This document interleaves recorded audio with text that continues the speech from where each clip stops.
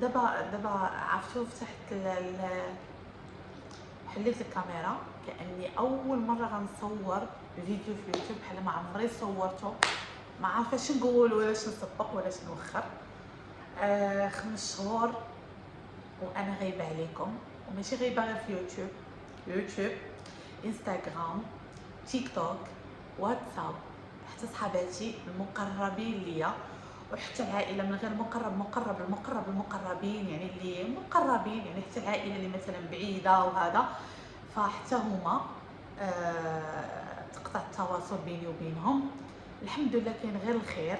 اول حاجه غادي نقول هي انا ودينا رحنا بخير، وهذا اول فيديو رسمي ليا في لاشين. حيت بزاف الصفحات اللي كيصيفطوا ليا البنات داروا، ولكن ما كيتحطوش فيهم فيديوهات، كيتحطوا فيهم دي بوست، وبالاخص في الفيسبوك، وناس كيهضروا بسميتي وكيشدوا دي بيبليسيتي بسميتي. الله يهدي ما خلق، ما عليناش. المهم دابا اللي بغيت نقول لكم هو انا دابا كنعلن رجوع سليمه لليوتيوب، وشي ناس كيقولوا الله يهديهم ما خلق، كل واحد واش كيقول، كل واحد واش كيأول. وكاين ثاني اللي كيقول راه خلات اليوتيوب تزوجات وخلات اليوتيوب وهذا.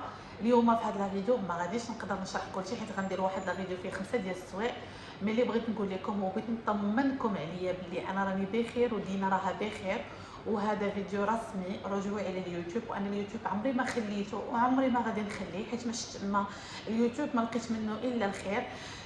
يعني ما هو اليوتيوب عنده واحد 50% خيب و50% زوين اللي غادي نرجعوا ليه من بعد ان شاء الله.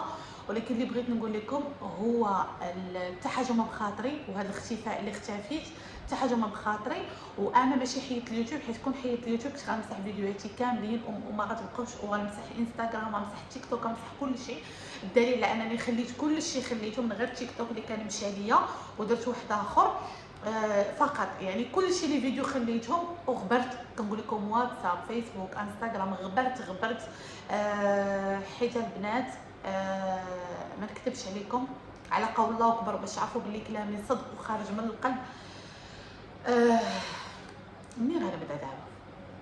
المهم ما قلت لكم لا السلام عليكم لا والو، بديت الفيديو نيشان عرفتوا صافي. ملي بديت كنهضر زعمت شويه، حيت في الوقت كنقول كيفاش غنبدا لا فيديو، بحال اول مره غادي نصور فيديو، كيفاش غادي نبدا لا فيديو، شنو غادي نقول لهم. هذا وحق الله صعيبه.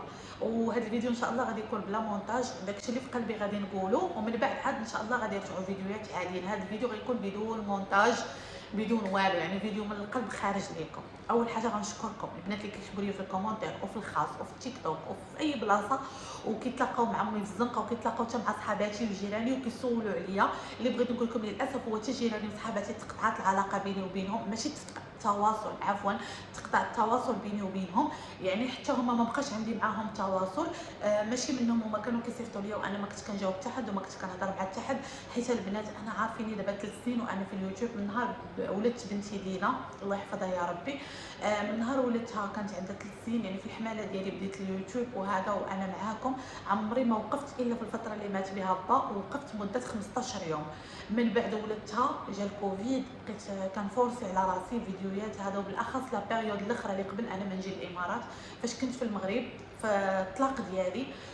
كنت طلقت ودزت من ظروف اللي خايبه، وكنت ديما كنعطيكم واحد الوجه ديال القوه باش ما نبانش ضعيفه، واخا بزاف الناس كانوا كيكتشفوها. وهذاك البنات ماشي كذب، وانما كنت كنحاول نعطي القوه على باش بنتي حتى هي ما تشوفنيش ضعيفه، وعائلتي حتى هما ما يشوفونيش ضعيفه، وما يقولوش ان داك الطلاق دمرني. وانه انا اول مره غادي نهضر بصراحه، يعني باش ما يقولوش هذاك الطلاق دمرني ولا. هو في الداخل ديالك واخا كتبيني القوه، واخا ان هذيك خطوه اللي ايجابيه في حياتك، وخطوه اللي واخداها اكثر ما خديتي خطوه الزواج في الاول. اكثر عقلانيه ما خديتي خطوه الزواج في الاول، خديت هذيك الخطوه ديال الطلاق. اللي وقع هو انني البنات فاش طلقت رحلت، جيت لدار اخرى، بديت حياه اخرى، من وراها بقيت في اليوتيوب. مشاكل، الكومونتيرات، الهضرات، هذاك الشيء البنات راه كيأثر. هزيت بنتي تقريبا ما كملت العده ولا ما كملتهاش، ما عقلتش البنات، والله ما عقلت على الوقت. كملت بنتي، هزيت بنتي، طلقت، هزيت بنتي، خرجت لي ورقه ديال الطلاق، الحكم من المحكمه، هزيتها، جيت للامارات، صافي بلاد اخرى، مسؤوليه اخرى، عاد كتبان الوجه الثاني من الانفصال، ولا الحياه الثانيه بعد الانفصال ديال الام. مطلقه، ام ومطلقه، يعني كون كنتي غير مطلقه وديال راسك هاني خلاتهم يجيو جمافوا عليها، ماشي جمافوا عليها. ام مطلقه عندك مسؤوليه وماشي في بلادك، في بلاد اخرى. عارفين البنات جيت وهذا يعني البحث عن عمل، البحث في اللوفه جيت جددت كذا مره، شحال من مره جددت. سمحوا لي البنات الا كانوا بعض الكلمات كيخرجوا لي غيقول يا ويلي يلاه هي مشات. انا دابا تقريبا شهر 9 غادي نقفل العام في الامارات. غيقول لك هي يلاه مشات ولات. شوفوا البنات، انا بحكم الاحتكاك وبحكم الخدمه ديالي والاحتكاك بزاف راه عادي. حتى دينا دابا ما شاء الله جبتها ما كتهضرش، فهنا الكلمات اللي كتقول ما كتهضرش مغربي، كتقول ديك شو ماما يعني بعض الكلمات اللي كتقولهم هنايا عادي، يعني ماشي نسيت اصلي ولا هي غتنسى فين اصلها، ولا بعض الكلمات غادي يخرجوا لي عفويا حيت الاحتكاك مع الناس، لا في الخدمه لا في الزنقه لا في فهمتوا. يعني الاحتكاك هو اللي غيخليني غير سبقتها باش بلا ما يجيو الكومونتيرات، حيت فعلا ما بقيناش قاده على الكومونتيرات، عاد غندوزو للكومونتيرات وداكشي.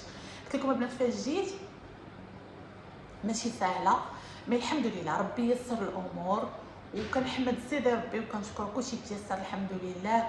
وانا رجعت لكم اليوتيوب حيت صراحه فيديو واحد ما غنقدرش انني نقول فيه كل شيء، وانني يعني نطرق فيه بزاف ديال الحوايج اللي بغيت نقول لكم. انا راه ما خليتش يوتيوب وسليمه راها بخير. شي ناس كيقولوا تزوجات، وشي ناس كيقولوا رجعت لراجلي، وشي ناس كيقولوا كاين شي بروجي، وشي ناس كل واحد اش كيقول. واللي بغيت نقول لكم هذا الشيء كله ما كاينش ولا كاين. ما عرفتش غنقول كاين ولا ما كاينش، ولكن الفيديوهات هما اللي غيبينوا هذا الشيء. حيت الصراحه كاين الجديد، ماشي ما كاينش، كاين الجديد في حياتي باش ما نكذبوش ونكونوا صريحين. الجديد كاين، ولكن ادعيو معايا بتيسير الامور، ادعيو معايا ربي يسر لي الامور والله يفرحكم. وانا راه ما خليتش يوتيوب ومستحيل نتخلى عليكم. والبنات اللي كيقولوا لي وين سليمه ويوتيوب بلا بك ممل وكنتي مونسه علينا وهذا رجعي لنا البلوكات، رجعي لنا الروتين ان شاء الله بحول الله. هذا وعد مني ديما كنت كنقولها لكم من نهار جيت، كنت كنقول لكم ما غبرتش عليكم. دابا غنرجع معاكم، دابا انا كنقولها وانا والله شاهد على ما اقول، ما غنغبرش، غنرجع الروتينات غير دابا باش نكونوا فاهمين من دابا، باش بلا ما يجيونا دوك الكومونتيرات السلبيه.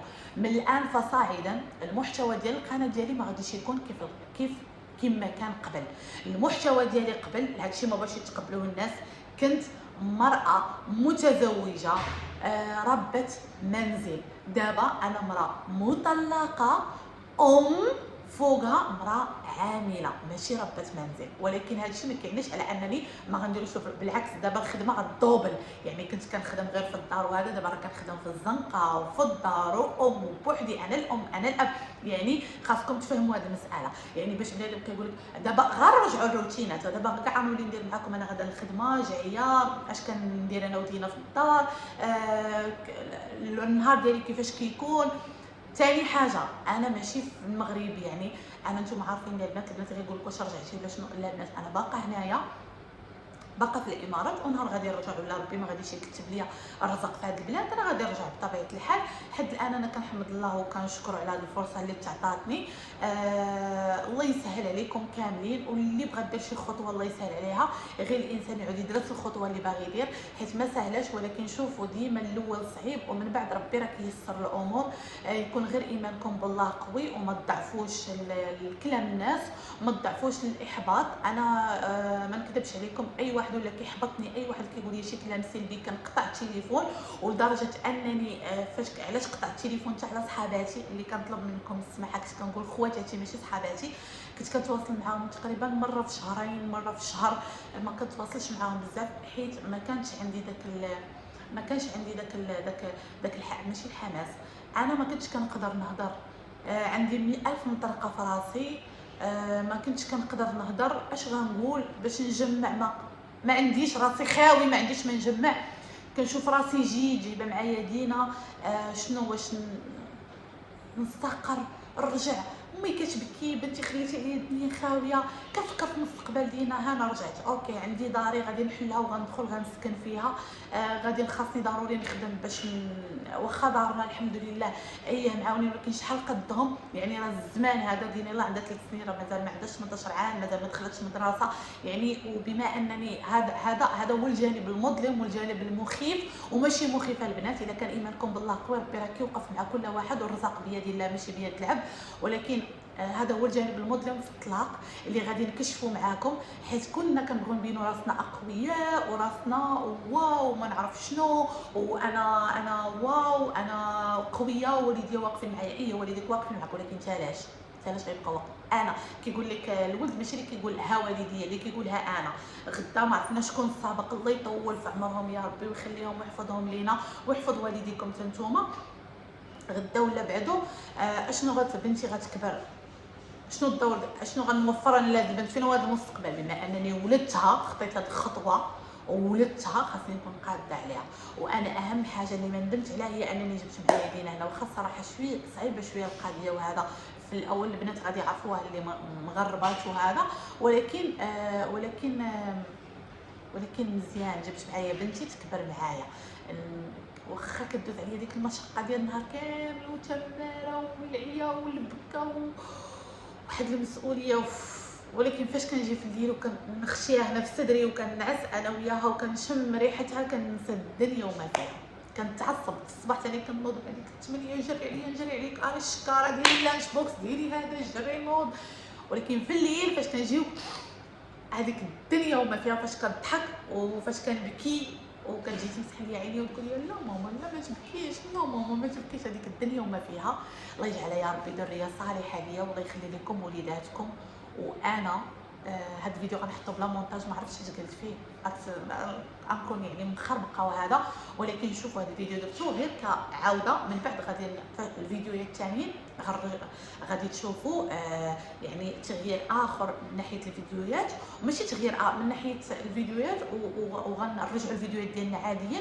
واللي غادي نقول لكم حيت دابا انا ما عرفتش نتوما شنو باغيين تعرفوا، حيت ما يمكنش انا نوض نقول لكم راه كاين ولا درت ولا ها اللي كنوجد وها اللي انا غادي نحط لكم انستغرام ديالي هنايا، غادي ندير واحد البوست من بعد فاش غنرمي الفيديو غنقول لكم البنات اللي جاو من اليوتيوب شافوا الفيديو شنو الاسئله اللي بغيتوني نجاوبكم عليهم، وغادي نجاوبكم في الفيديو الجاي. حيت دابا انا هذا الفيديو بحال درتو غنقول لكم راني رجعت، وهذا البوست اللي غادي نحط لكم في انستغرام ولا في الكومونتيرات غنهز منهم حتى الرسائل ديالكم، ولا كتبوا في الكومونتيرات اللي بغيتو غادي نهز ونجاوبكم. حيت انا ميمكن السلام عليكم السلام، ها انا فين غبرت وهلاش كنوجد وان شاء الله ها اللي جاي في الطريق وهذا ما فهمتوا اشنو نتوما بغيتو تعرفوا. انا قلت لكم السبب اللي كنت غابره عليه هو سبب نفسي، ودز من بدات السبب النفسي دوز من واحد الظروف اللي خايبه اللي خلاتني نبعد حتى على صحاباتي، حتى واحد ما بقى عارف عليا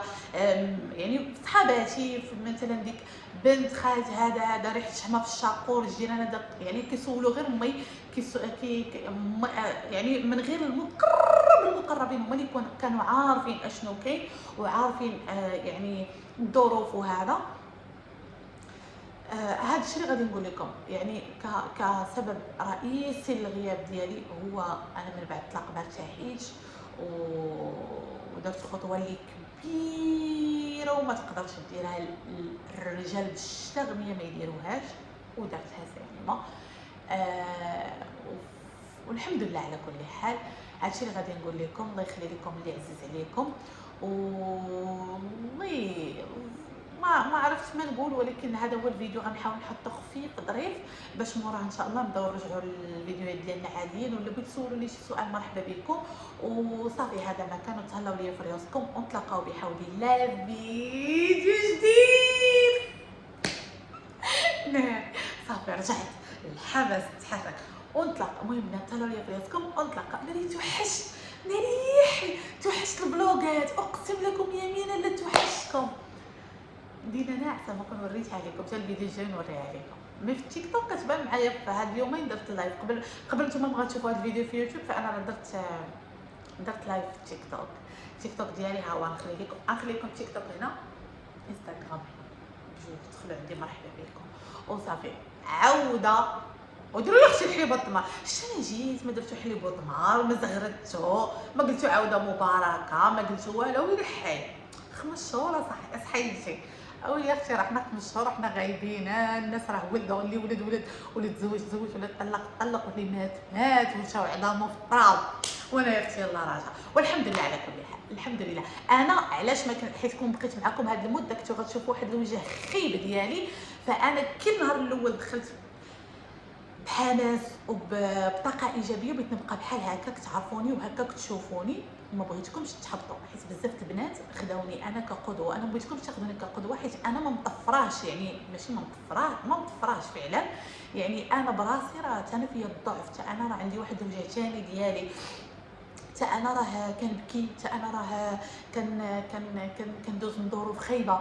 ولكن كنحاول على انني نقول لك ما تستسلميش، حيت ما نكذبش عليكم. انا صراحه يعني فاش كنحس براسي صافي فقدت الامل هذا كنعيط لماما كندوي معاها. وهذا يعني هاد الهضره مثلا هاد الشيء اللي كنقول لكم انا دابا، وكنقول لكم هادشي كتقول لي انا ماما ما تستسلميش، وانا راه دزت من نفس الحاجه، وبحكم حتى ماما كانت مطلقه وهذا، وان شاء الله غيكون غير الخير. والعائله كامله الصراحه كلهم كيهضروا معايا وهذا، وتقواي وما تكوني راه انت اللي عند بنتك. كيبقاو يقولوا لي بحال كيقولوا لي انت اللي عند بنتك، انت الام انت الاب، وكيقصحوا لي القلب، انت الام وانت الاب.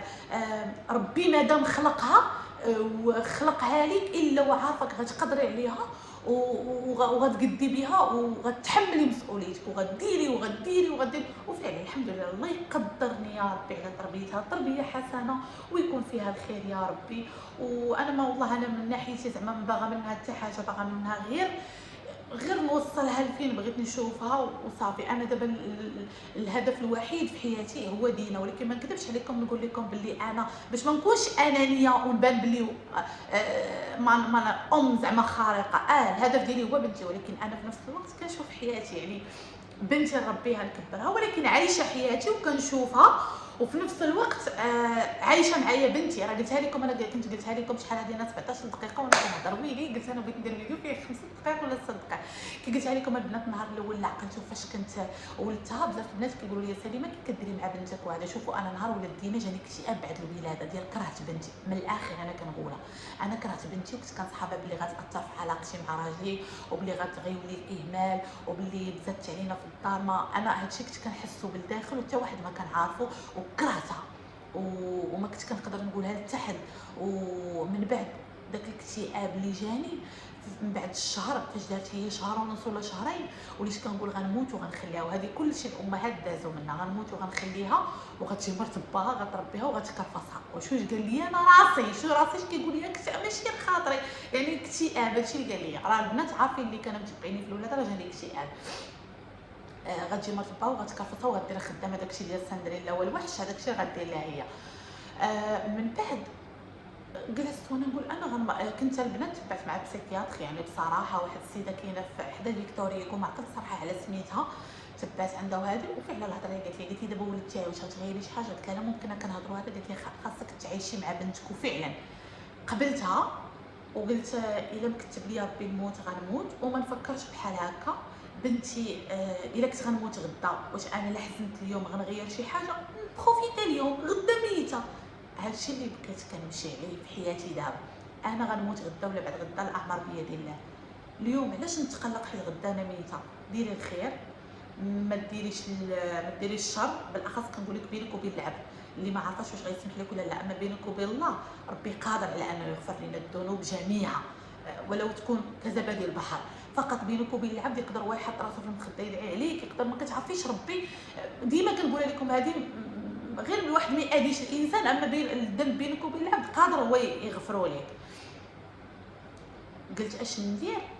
تعايش انا غدا ميته، ولاش نحزن اليوم ونبكي وهذا كل شيء هكا. هذه هي الحياه.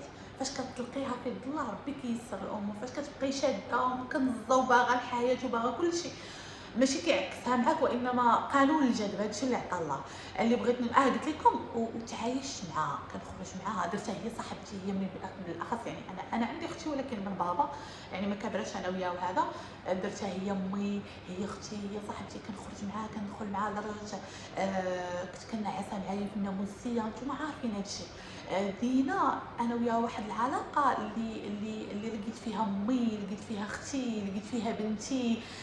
انا فاش ولدتها كنت كنقول يا رب ما دابا واخا نعيا ما نهضر غنبدا غنهرن ثاني، ويلي علاش غنبكي. الحمد لله على كل حال.